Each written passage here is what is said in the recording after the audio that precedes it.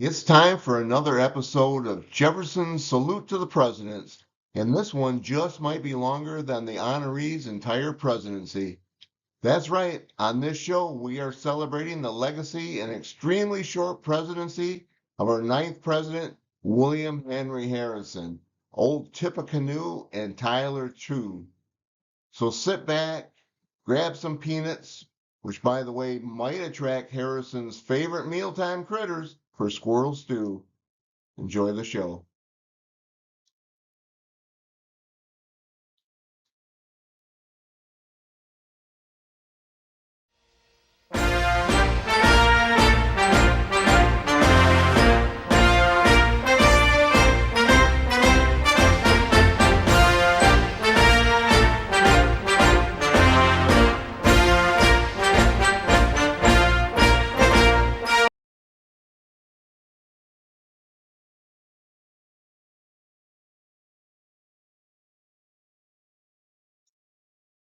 Built in 1726 and located on the James River in Charles City County, Virginia, Berkeley Plantation is one of the most historic homes in Virginia and is the birthplace of ninth President William Henry Harrison.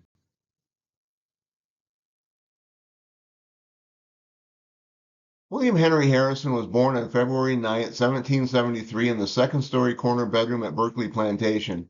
He was the last president born a British subject. Although I toured Berkeley on May 13, 2019, photography was not allowed inside the mansion and the second floor bedroom was off limits to visitors at the request of the owner, whose mother died in that room.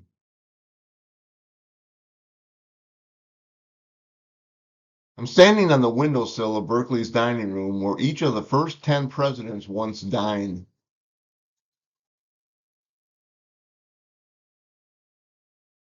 Thomas Jefferson was a frequent guest of the Harrisons. Jefferson gave his architectural advice to his host, and he'd make changes to the interior without seeking permission. George Washington was also a frequent visitor at Berkeley, and it was common for him to dance the night away in the main hallway. The next image shows the dining room and hallway, which was captured by my photographer when he held his camera up to the glass.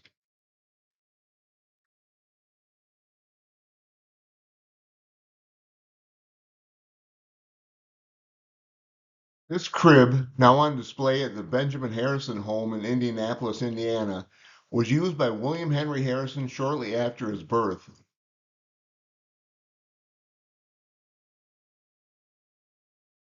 William Henry Harrison was tutored at Berkeley until the age of 14 when he left home for college. His father, Benjamin Harrison V, was a signer of the Declaration of Independence.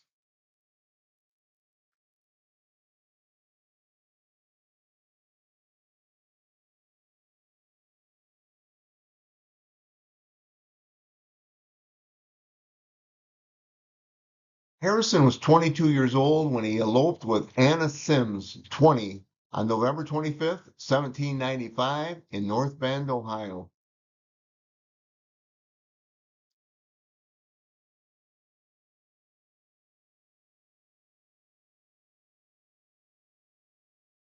Harrison's political career got started when he was elected to Congress and served from March 4, 1799 until May 14, 1800.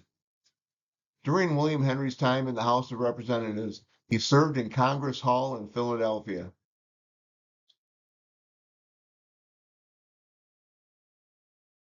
On May 13, 1800, President John Adams appointed Harrison as the governor of the Indiana Territory. His governorship was confirmed by the Senate, and Harrison resigned from Congress to become the first Indiana territorial governor in 1801.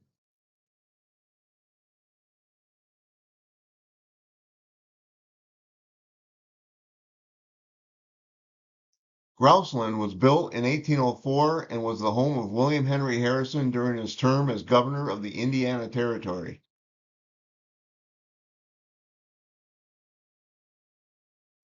Harrison lived in this house with his wife Anna for 12 years. As a matter of fact, their son John Scott Harrison was born in Grouseland.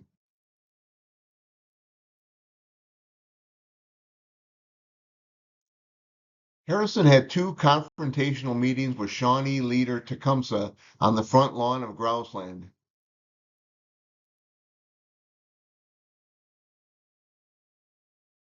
Their differences were settled in battle as part of Tecumseh's War. Harrison defeated Tecumseh's brother at the Battle of Tippecanoe in 1811, and Tecumseh himself in the Battle of the Thames 2 years later.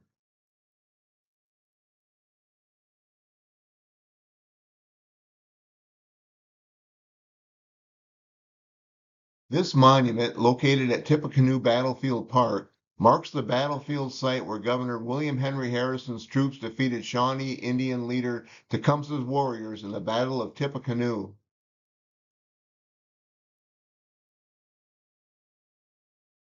Since I'm only 8.5 inches tall, I felt very short standing on the 85-foot tall Tippecanoe Battlefield Monument.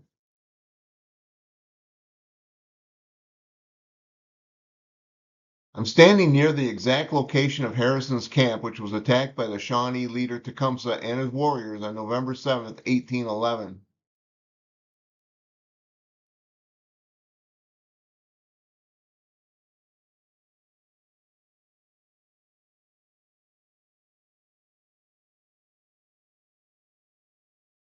Because of this battle, won by the Americans, Harrison became known as Old Tippecanoe, and it helped vault him to the presidency in 1840. But was Harrison cursed by Tecumseh after the battle? Would the curse affect him and every president elected in a year ending in zero?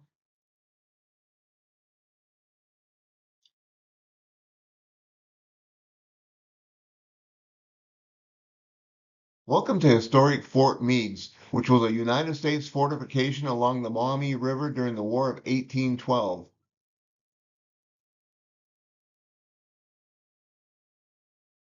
The British and their Indian allies greatly outnumbered Harrison's troops, which was why the general constructed this defensive position during the winter along the Maumee River in northwest Ohio.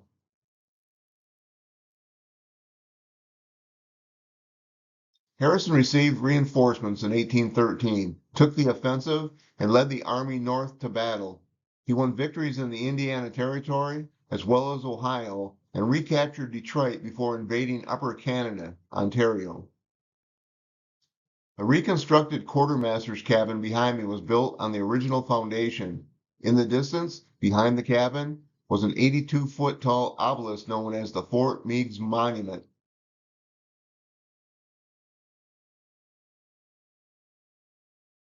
I'm inside the quartermaster's cabin, standing amongst the replica furnishings where I couldn't help but think about old Tippecanoe.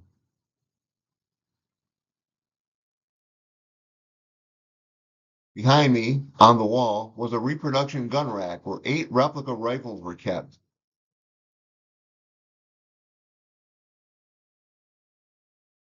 I love to stand on old cannons, and this one at Fort Meigs was no exception. The artillery battery at the fort faced north towards the Maumee River, which I saw between the distant trees and brush.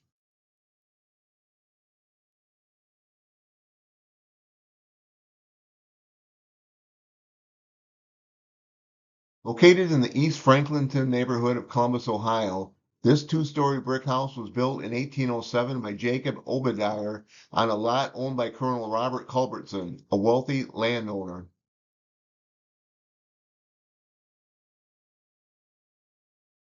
Culbertson and his wife Elizabeth owned the home when Franklinton boomed as the headquarters of the Army of the Northwest under General William Henry Harrison.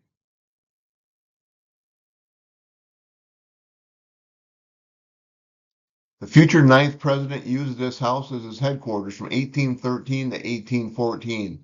Can you see me standing on the windowsill?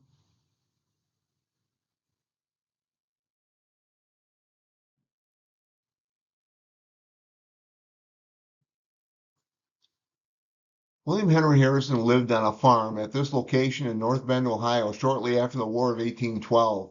It was at this farm where he decided to run for president in 1840.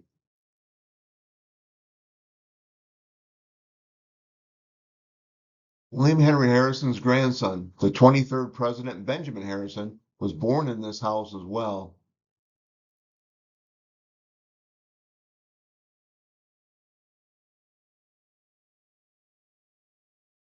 After serving a single term in the Ohio Senate in Columbus, Harrison was elected to the United States Senate where he served for a little over 3 years.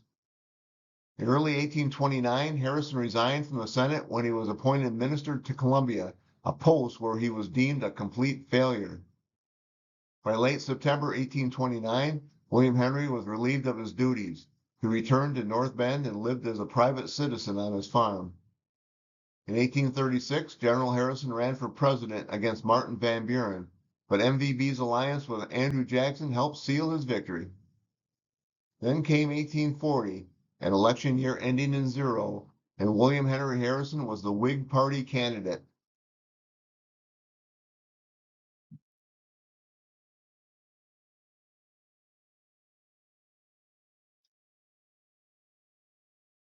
In the 1840 presidential election, General William Henry Harrison, with his slogan Tippecanoe and Tyler too, soundly defeated President Martin Van Buren 234 electoral votes to 60.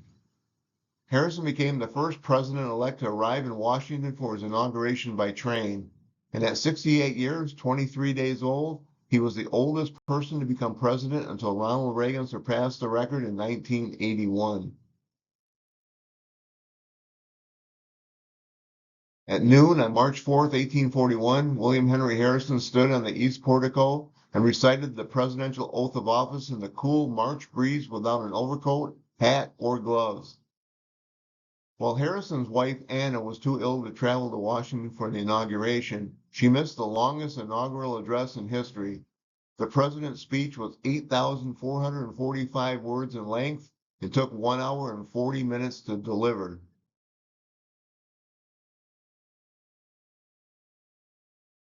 Inauguration of William Henry Harrison, March 4th, 1841.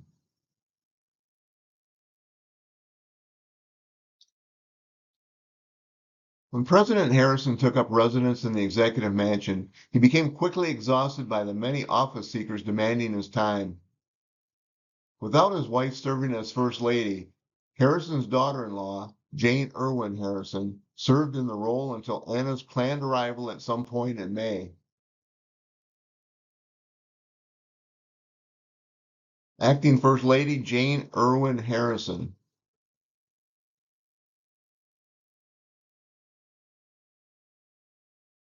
3 weeks into his presidency, on March 24th, 1841, Harrison took one of his daily walks to the local markets where he got caught in a sudden rainstorm.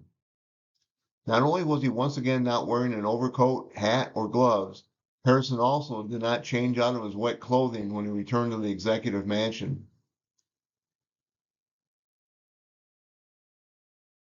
On Friday, March 26th, the president became ill with cold-like symptoms and sent for his doctor. Although medication helped him rally over the next week from what became pneumonia, Harrison knew his life was in danger. In the evening of Saturday, April 3rd, Harrison developed severe diarrhea and became delirious, and at 8:30 p.m. he uttered his last words to his attending doctor, assumed to be for Vice President John Tyler.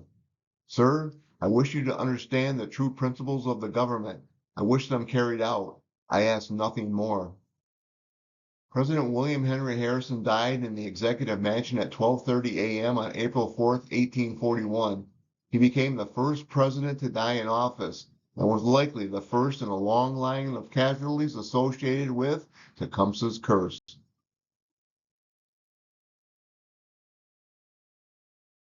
The death of William Henry Harrison, April 4th, 1841.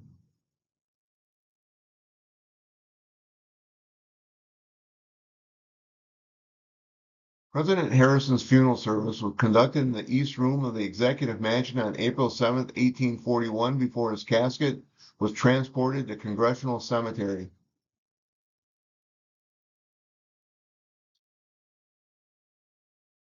The casket containing the remains of President Harrison arrived at Congressional Cemetery in Washington on April 7, 1841, where he was placed in the public receiving vault.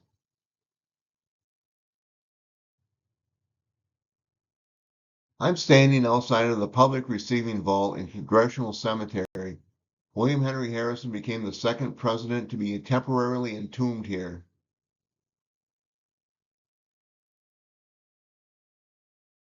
President Harrison remained in this tomb from April 7, 1841 until late June when his casket was ready for transport by train and barge back to North Bend, Ohio.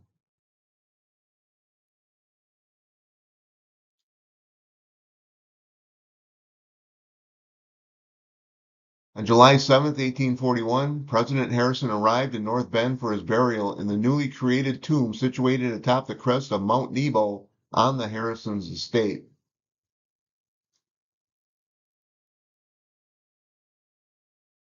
This musical instrument below me, known as an ophicleide, was played by Edward Bebb Hughes on July 7, 1841 during the funeral procession from the barge on the Ohio River to the tomb.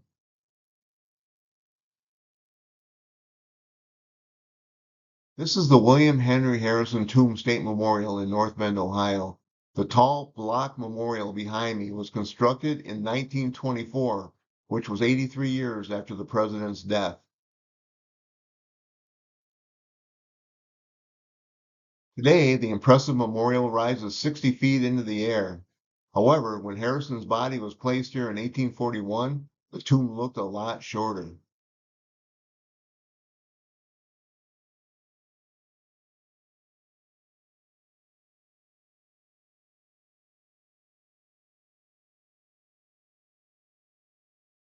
It was an honor for me to pose near the exterior of the Harrison Memorial. Now let's go through the doorway and visit the interior of the tomb.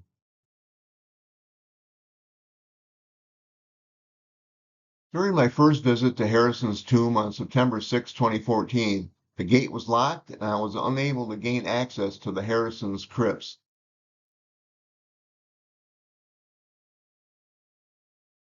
But that changed on May 14, 2021, when I was allowed into the crypt area of the tomb and placed on the final resting place of President William Henry Harrison and his wife Anna. From this position, I caught a glimpse of the crypt of John Scott Harrison, who was the father of President Benjamin Harrison. John Scott Harrison is the only person in U.S. history to be the son of one president and the father of another.